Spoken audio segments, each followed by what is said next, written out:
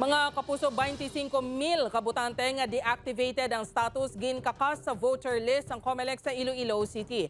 Pagtakop sang voter registration, nagahilapit na. Si Zen Kilantang Sasa nakatutok live sa Barangay Santo Rosario, Iloilo City proper. Zen?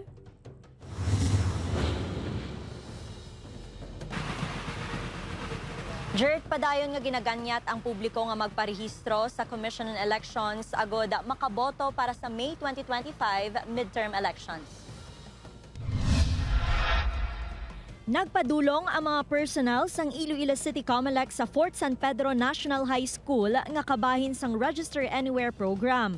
Tinutuyo sini nga mapahapos sa mga residente kag estudyante nga magparehistro agud makaboto sa 2025 national and local elections. Si Manang Giselle nga taga Capiz nagpa-transfer sang iya rehistro agud hindi na ini mabudlayan sa pagbiyahe ilabi na nga may balay na sila sa syudad. Kay may balay man kami dire, may balay man kami sa Capiz, tay daw makapoy, bala mag-travel. Ti kay ari nagiman ako dire state, dire na lang.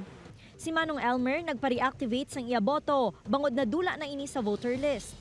Para makapili ito sa ngaton man nga nagustuhan eh. Sa Iloilo City, yara na lang sa 319,192 ang registered voters matapos nga ginkakas sa listahan sa mga botante ang 25,000 ka mga ngalan nga makabig deactivated status. Kutob sa mga botante nga wala makaboto sang duha ka sunod-sunod nga eleksyon ang gindula sa official list of voters. Ginpadala na sang notice ang mga deactivated voter agud makaparegister sa COMELEC. Siguro the typical Filipino attitude na hulaton na last day, but ang iban busy ni is may reactivation, may transfer, and ang new registrants. So damo manabi ang ka-transfer from one place to another. Sa mga luyag magpa-reactivate, mahimo nga magdala lang sang valid identification card kag mag-fill out sang form sang COMELEC. Magatakop ang voter registration sa September 30, 2024.